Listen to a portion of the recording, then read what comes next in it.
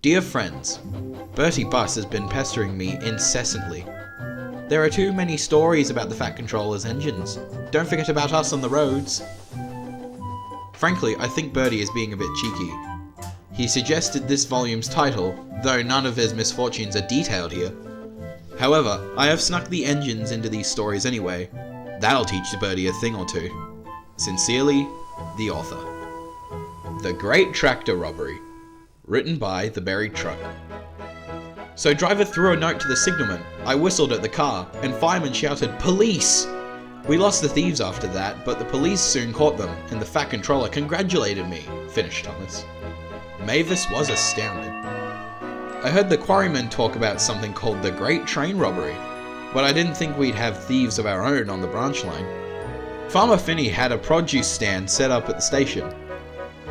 Terence sat close by, having just delivered fresh fruit and vegetables. He'd heard everything. "You engines and your adventures," he chuckled. "It's all too much for an old tractor like me."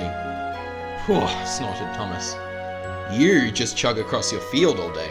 Don't you fancy a little excitement every now and then?" "I caught the new farmhand stealing produce the other day," Terence replied. "That's about as much excitement as I want. Not that you'll hear me bragging about it," he winked. Thomas seethed, but Mavis was curious. "What happened to the farmhand?"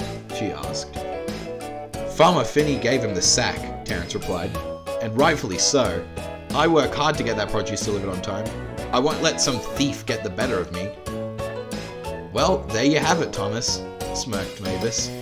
"At least Terence actually caught his thief." Both Diesel and Tractor laughed, as Thomas fumed out of the station. That night, Terence was tucked into his shed at the farm. "Another good day's work behind us, Terence," smiled Farmer Finney. "And now, we both deserve a good night's rest." He shut the shed doors, and Terence drifted peacefully to sleep. He woke suddenly. It was several hours later, and still dark out. He felt a cool breeze blowing in. His shed door was ajar. Suddenly, he felt his engine turn over and roar into life. He looked back. The thieving farmhand was at his controls. "Stop!" called Terence.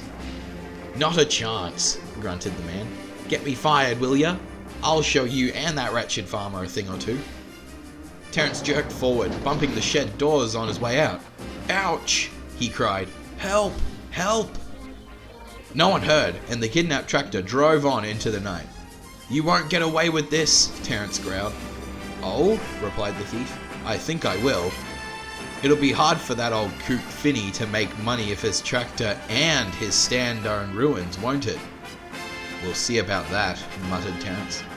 As they approached the station, Terence could see Thomas leaving with his mail train. Suddenly, he had an idea. He revved his old engine hard. It coughed and spluttered smoke. Terence made it cough again. That did the trick. Thomas's driver stopped the train and looked back. "What on earth?" he cried. "Look out, Terence!" peeped Thomas. The thief, realizing he'd been spotted, jumped from the controls and disappeared into the night. Thomas's crew ran as fast as they could, but crash! Terence lay dazed among the remnants of the produce stand. Smoke billowed from his engine, and splintered wood was caught in his caterpillar tracks. "Bother," he sighed. Soon the police arrived on the scene.